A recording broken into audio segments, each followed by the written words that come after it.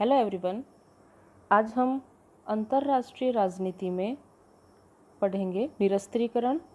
निरस्त्रीकरण के इस पहले वीडियो में हम निरस्त्रीकरण की सामान्य जानकारी के बारे में देखेंगे कि निरस्त्रीकरण कहते किसे हैं, इसका अर्थ, परिभाषाएं, निरस्त्रीकरण के प्रकार, निरस्त्रीकरण क्यों आवश्यक है, इसके पीछे का सैद्धांतिक दर्शन क्या है, वो सब हम इस वीडियो के माध्यम से जानेंगे। इससे अगले वाले वीडियोस में निरस्त्रीकरण पार्ट 2, 3, 4 में हम निरस्त्रीकरण के बारे में, विभिन्न प्रयासों के बारे में जानेंगे, विभिन्न संधियों के बारे में जानेंगे। तो आइए शुरू करते हैं निरस्त्रीकरण का ये शुरुआती चैप्टर, जिसमें हम निरस्त्रीकरण का परिचय प्राप्त करते हैं। सबसे पहले हम देखते हैं निरस्त्रीकरण का अर्थ और परिभाषाएं कि किस प्रकार से इसका विभिन्न विचारकों ने अर्थ किया है। इसका शाब्दिक अर्थ अगर हम देखें तो शारीरिक हिंसा के प्रयोग के समस्त भौतिक और मानवीय साधनों का उन्मूलन, इसे हम निरस्त्रीकरण कह सकते हैं। निरस्त्रीकरण यानी अस्त्रों का उन्मूलन। अस्त्र किसी भी प्रकार का जो किसी को शारीरिक हिंसा या मानवीय हिंसा कर सकता है, उस अस्त्र का उन्मूलन करना ही निरस्त्रीकरण है। तो ये तो हुआ इसका शाब्दिक अर्थ। इससे हथियारों की सीमा निश्चित करने और उन पर नियंत्रण करने और उन्हें घटाने का एक तरह से विचार ध्वनित होता है। निरस्त्रीकरण के प्रयास युद्ध को पूरी तरह से समाप्त करने की कलात्मक एक आशा की पूर्ति के लिए नहीं, अपितु आश्चर्य में डाल देने वाले और यकायक होने वाले आक्रमणों को रोकने के लिए किए जाते हैं। क्योंकि निरस्त्रीकरण का अगर हम ये अर्थ लगाएं कि पूरी तरह से समस्त अस्त्रों का उन्मूलन कर दिया जाए तो वो तो संभव नहीं है, लेकिन निरस्त्रीकरण को एक व्यावहारिक रूप से हम इस प्रकार से समझ सकते हैं कि जो अचानक से हिंसा उत्पन्न होती है बड़े पैमाने पर, जिससे जान माल का नुकसान हो सकता है, ऐसी स्थिति से निपटने के लिए, ऐसी स्थिति को दूर रखने के लिए हम ऐसे अस्त्रों का उन्मूलन कर दें जो इस तरह की व्यापक हानि उत्पन्न करते हैं। निरस्त्रीकरण का लक्ष्य आवश्यक रूप से निरस्त कर देना नहीं है। इसका लक्ष्य तो ये है कि जो भी हथियार इस समय उपस्थित है उनके प्रभाव को घटा दिया जाए, और इसी सैद्धांतिक आधार और दर्शन के आधार पर वर्तमान में निरस्त्रीकरण के विभिन्न स्तरों पर, राष्ट्रीय और अंतर्राष्ट्रीय मंचों पर इसके प्रयास किए जाते रहे हैं। एक अंतर्राष्ट्रीय राजनीति के एक प्रमुख विचारक हैं मोर्गेनथाउ। उनके अनुसार निरस्त्रीकरण कुछ या सब शस्त्रों में कटौती या उनको समाप्त करना है ताकि शस्त्रीकरण की दौड़ का अंत हो। तो एक प्रकार से शस्त्रीकरण के पीछे विभिन्न देशों में जो पागलपन है, जिसकी होड़ में वो लगातार एक दूसरे को नीचा दिखाने के लिए, अपनी शक्ति बढ़ाने के लिए शस्त्रों की होड़ करते जा रहे हैं, उस होड़ का अंत करना ही निरस्त्रीकरण का मूल है। मोर्गेनथाउ के अनुसार निरस्त्रीकरण पर विचार करते समय दो मूल भेदों को ध्यान में रखना जरूरी है। उनके अनुसार वो दो मूल भेद हैं, सामान्य और स्थानीय निरस्त्रीकरण, और दूसरा है मात्रात्मक और गुणात्मक निरस्त्रीकरण में भेद। सामान्य निरस्त्रीकरण से हमारा मतलब है कि जिसमें सब संबंधित राष्ट्र भाग लें। जितने भी राष्ट्र हैं वो सब इस निरस्त्रीकरण में भाग लें, सब अपने अपने अस्त्रों का उन्मूलन करें या उनमें कमी करें।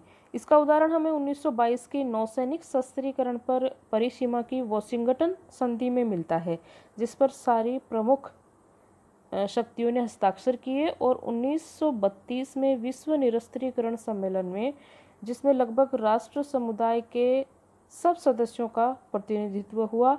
स्थानीय निरस्त्रीकरण से उस निरस्त्रीकरण में जिसमें सीमित संख्या में राष्ट्र सम्मिलित हो, यानी कुछ राष्ट्र एक लोकल लेवल पर, क्षेत्रीय लेवल पर उस निरस्त्रीकरण में शामिल हो, तो वो स्थानीय निरस्त्रीकरण कहलाता है। 1871 में अमेरिका और कनाडा के बीच एक समझौता हुआ था, रस-बागोट समझौता, जिसमें अमेरिका और कनाडा ने आपसी समझ के द्वारा अपने स्वयं निरस्त्रीकरण का फैसला किया था। तो ये एक तरह से अमेरिका और कनाडा के बीच का समझौता था, तो एक स्थानीय शक्तियों के बीच का समझौता था, इसलिए इसको स्थानीय निरस्त्रीकरण कहा जाएगा।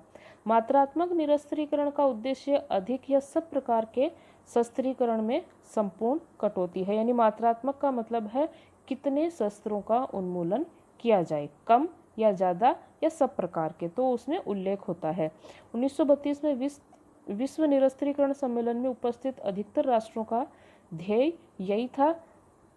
गुणात्मक निरस्त्रीकरण केवल विशेष प्रकार के शस्त्रों में कटौती की बात करता है कि किस प्रकार के, जिसका उस संधि में उल्लेख किया जाता है कि किस प्रकार के शस्त्रों का उन्मूलन किया जाना है। जैसे 1932 में विश्व निरस्त्रीकरण सम्मेलन में ब्रिटेन ने आक्रमणकारी शस्त्रों को अवैध या उन्मूलित कराने का प्रयत्न किया था। व्यापक या पूर्ण निरस्त्रीकरण का अर्थ है कि अंततोगत्वा ऐसी विश्व व्यवस्था ले आना जिसमें युद्ध करने के सारे मानवीय और भौतिक साधन समाप्त कर दिए जाएं।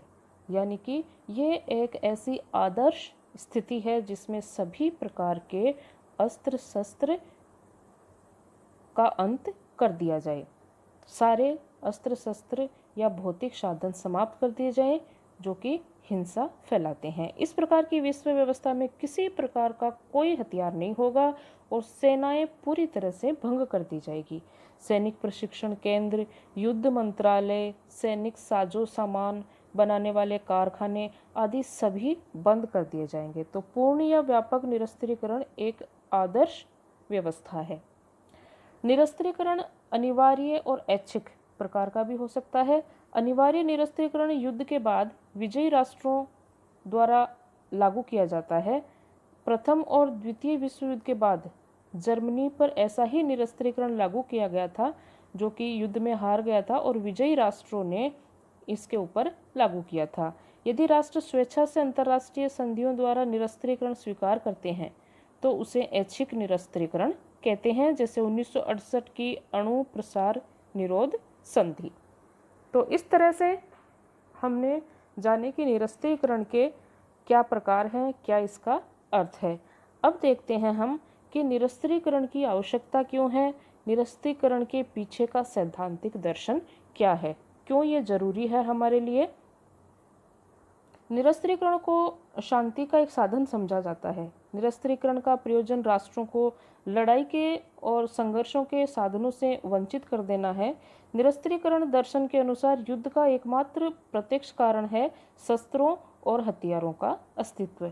निरस्त्रीकरण का सिद्धांत इस आदर्श पर, इस संप्रत्यय पर खड़ा है कि शस्त्रों के कारण युद्ध न केवल भौतिक दृष्टि से संभव है बल्कि राजनीतिक दृष्टि से भी संभव बन जाता है। मनुष्य इसलिए नहीं लड़ते कि उनके पास हथियार है, बल्कि इसलिए लड़ते हैं कि वे उन्हें लड़ने के लिए जरूरी समझते हैं। एक विचारक है बर्ट्रैंड रसेल। उन्होंने लिखा है कि अत्यधिक महत्वपूर्ण और वांछनीय होते हुए भी सामान्य निरस्त्रीकरण स्थायी शांति की प्राप्ति के लिए पर्याप्त नहीं होगा। जब तक वैज्ञानिक तकनीक का ज्ञान बना रहेगा, किसी बड़ी लड़ाई के छिड़ जाने पर दोनों पक्षों द्वारा ताप और नाभिकीय शस्त्रों का निर्माण शुरू हो जाएगा और पिछले शांति के वर्षों से भी अधिक संहारक हथियार आ जाएंगे। इस कारण केवल निरस्त्रीकरण ही पर्याप्त नहीं है, फिर भी ये एक आवश्यक कदम है जिसके बगैर अन्य प्रयास अधिक उपयोगी नहीं होंगे। तो एक तरह से निरस्त्रीकरण के पीछे की अवधारणा ये है कि जब अस्त्र ही नहीं होंगे, शस्त्र ही नहीं होंगे, तो युद्ध की संभावना भी नहीं होगी। तो देखते हैं निरस्त्रीकरण की आवश्यकता क्यों है।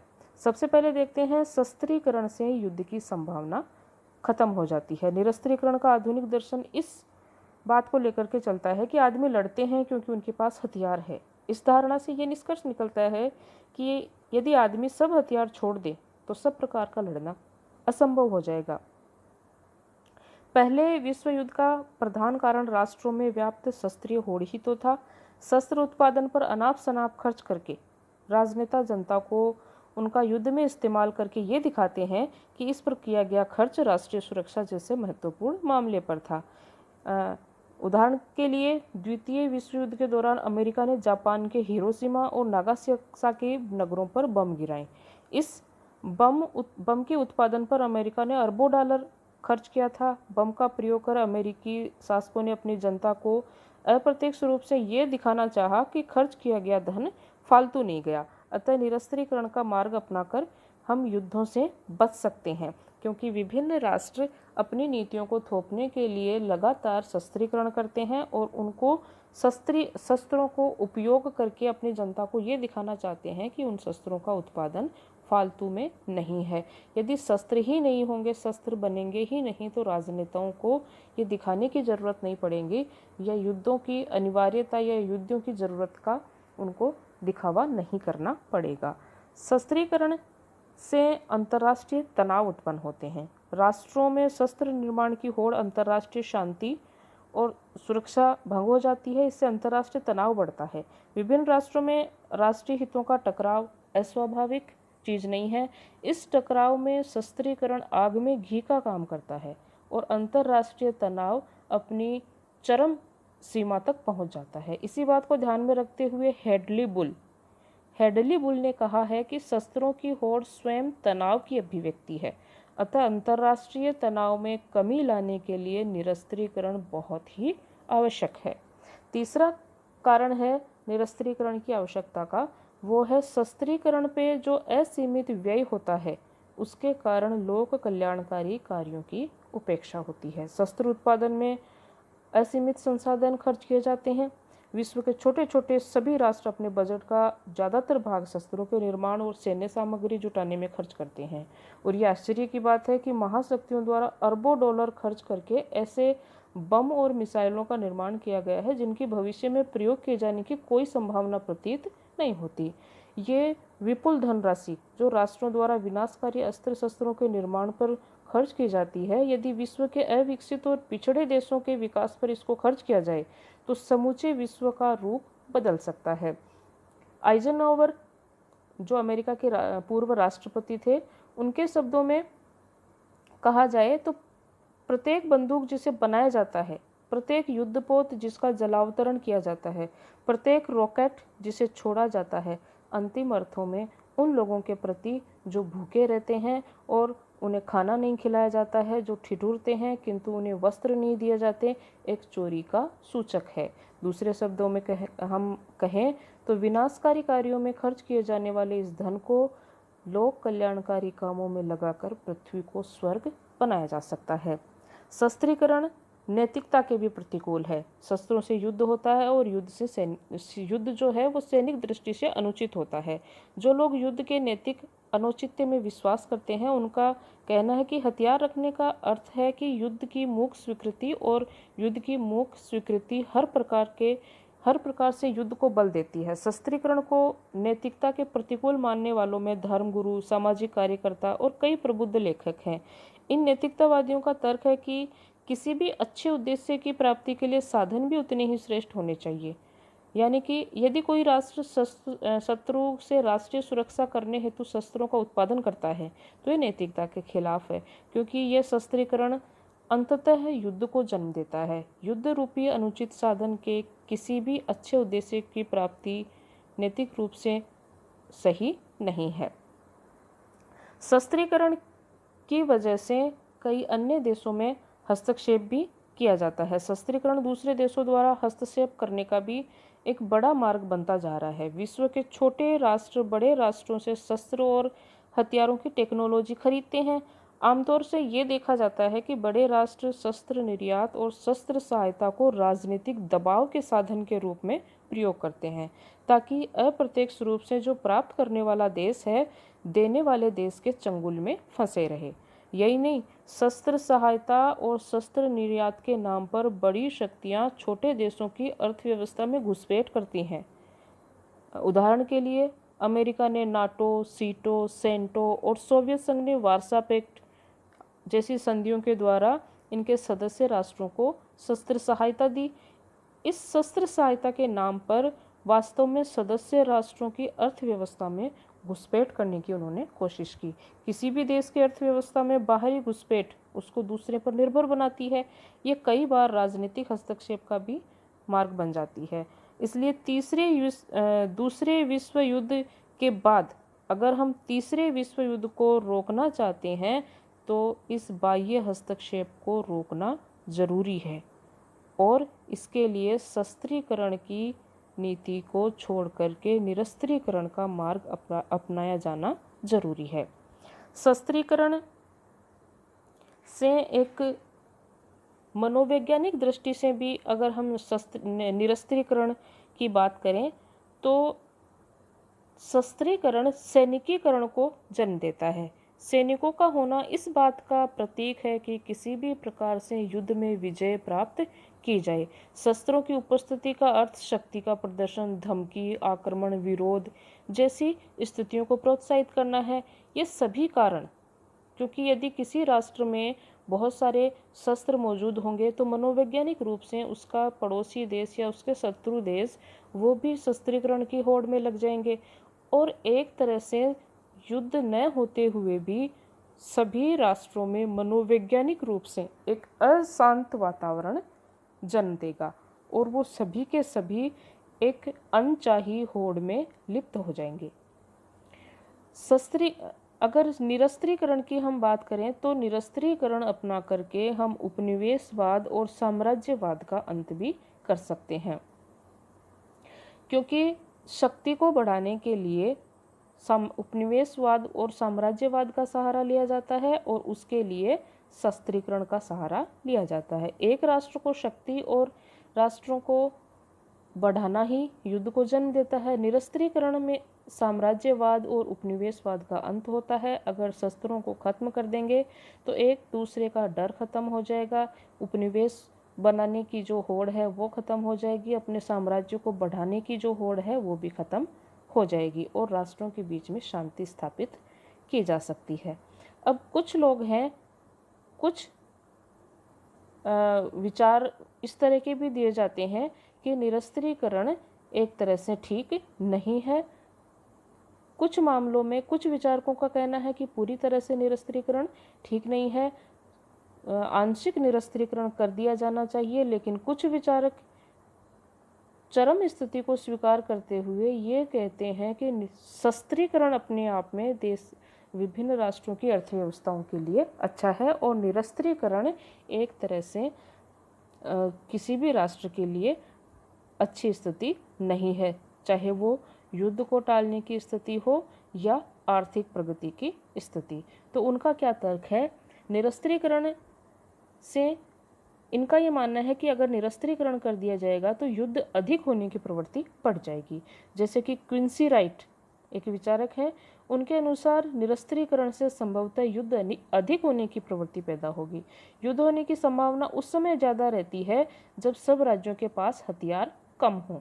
राज्यों के अपनी बात का तर्क देते हुए क्विंसी राइट कहते हैं कि राज्यों के पास जितनी मात्रा में हथियार होंगे वे उतनी ही ज़्यादा मात्रा में एक दूसरे से डरते रहेंगे और एक दूसरे को शक्ति के प्रयोग से रोकते रहेंगे। यदि राज्यों के पास कम हथियार होंगे तो वे युद्ध को राष्ट्रीय नीति का साधन अपना लेंगे, क्योंकि उनको पता है उनके पास हथियार नहीं है और युद्ध हो भी जाएगा तो एक दूसरे को ज़्यादा हानि नहीं पहुंचा पाएंगे। और यदि उन दोनों के पास बहुत अधिक मात्रा में हथियार होंगे तो वो एक दूसरे से लड़ने से डरेंगे और शस्त्रों के प्रयोग से झिझकेंगे। तो ये शस्त्रीकरण उनमें इस झिझक और डर पैदा करता है जिसकी वजह से युद्ध पर रोक लगती है। परमाणु युग के जो नूतन हथियार हैं, परमाणु हथियार हैं, वो एक तरह से इन राष्ट्रों में युद्ध का सहारा लेने की अनिच्छा पैदा करते हैं और निरस्त्रीकरण को पहले से अधिक संभव बना देते हैं। यानी इनका मानना है कि निरस्त्रीकरण होगा तो हथियार खत्म हो जाएंगे, जिसकी वजह से राष्ट्रों में युद्ध की प्रवृत्ति बढ़ जाएगी, युद्ध से कोई राष्ट्र डरेगा नहीं और शस्त्रीकरण बढ़ने से युद्धों से राष्ट्र डरेंगे, जिससे कि युद्ध नहीं होगा। दूसरा तर्क है इन लोगों का कि निरस्त्रीकरण से आर्थिक मंदी पैदा होगी। ऐसा भी कहा जाता है कि निरस्त्रीकरण से आर्थिक मंदी पैदा हो जाएगी, जिससे समृद्धि का मार्ग अवरुद्ध होगा। आज लाखों करोड़ों मजदूर और तकनीकी विशेषज्ञ शस्त्र निर्माण, शोध और सैनिक साज सामान के निर्माण में लगे हुए हैं। यदि निरस्त्रीकरण लागू किया जाता है तो करोड़ों लोग बेकार हो जाएंगे, हजारों कारखाने बंद हो जाएंगे और कई देशों की आर्थिक व्यवस्था डगमगा जाएगी। निरस्त्रीकरण के वैज्ञानिक और तकनीकी प्रगति है वो भी अवरुद्ध हो जाएगी, क्योंकि शस्त्रीकरण की वजह से विभिन्न शोध और तकनीकों का हमेशा से उन्नयन होता रहा है। अगर निरस्त्रीकरण होगा तो नए नए हथियारों की खोज के लिए आर्थिक तकनीकी प्रगति अवरुद्ध हो जाएगी। तो इन लोगों का ये तर्क है कि निरस्त्रीकरण किसी भी राष्ट्र के लिए सही नहीं है। अब देखते हैं निरस्त्रीकरण में क्या कठिनाइयाँ और बाधाएं हैं। सबसे पहले है प्राथमिकता का प्रश्न। निरस्त्रीकरण पहले किया जाए कि विवादों को सुलझाया जाए, यानी कुछ राष्ट्र चाहते हैं कि पहले विवादों को सुलझाया जाए और फिर निरस्त्रीकरण किया जाए। तो ये जो प्राथमिकता का प्रश्न है वो विभिन्न राष्ट्रों में शंका, तनाव और भय की स्थिति के कारण पैदा होता है। दूसरी जो कठिनाई है वो है अनुपात की समस्या, कि शस्त्रीकरण पर सीमा या नियंत्रण लगाना और उन पर कटौती करने की जो है सीमा है उसका आनुपातिक रूप क्या हो, इस पर विभिन्न राष्ट्रों में विवाद है। निरस्त्रीकरण के उपरांत ये नहीं होना चाहिए कि शक्तिशाली देश तो कमज़ोर बन जाए और कमज़ोर देश अधिक शक्तिशाली बन जाए। अतः निरस्त्रीकरण में संतुलित और आनुपातिक शक्ति को स्थिर रखना पड़ता है। राज्य इस बात के लिए विशेष सतर्क रहते हैं कि आनुपातिक शक्ति में निरस्त्रीकरण के बाद कोई बड़ा परिवर्तन नहीं हो। इतना ही नहीं, प्रत्येक राज्य निरस्त्रीकरण के द्वारा अपनी शक्ति पर तो आँच आने नहीं देना चाहता, हालांकि दूसरे राज्य की शक्ति को वो कमज़ोर करना चाहता है। जैसा कि आप इस कार्टून में देख पा रहे हैं, विभिन्न राष्ट्र दूसरों के लिए शस्त्रीकरण की नीतियां बनाता है, लेकिन स्वयं येन केन प्रकार अपने शस्त्रों को सुरक्षित रखना चाहता है। अगला कारण है जो कठिनाई है वो है राष्ट्रीय हित। राष्ट्रीय स्वार्थ निरस्त्रीकरण में बहुत बड़ी बाधा है। राष्ट्र सबसे पहले अपने हितों को देखते हैं और उसके बाद में निरस्त्रीकरण की बात करते हैं। कोई भी राष्ट्र इसका अपवाद नहीं है। उदाहरण के लिए भारत ने 1968 की परमाणु अप्रसार संधि पर हस्ताक्षर नहीं किए, उसका भी हमारा राष्ट्रीय हित कारण है। भारत चीन से भयभीत है और परमाणु अप्रसार संधि को हम शंका की दृष्टि से देखते हैं। अगली जो बाधा है वो है राष्ट्रवाद और संप्रभुता। राष्ट्रवाद और संप्रभुता की भावना के कारण एक देश ये स्वीकार नहीं करता कि उसके निरस्त्रीकरण की क्रियान्विति की जांच के लिए कोई अंतर्राष्ट्रीय संस्था बनाई जाए। इस प्रकार के निरीक्षण के द्वारा एक देश की स्वतंत्रता पर अंकुश लगता है और उसको मानने के लिए तैयार नहीं होता।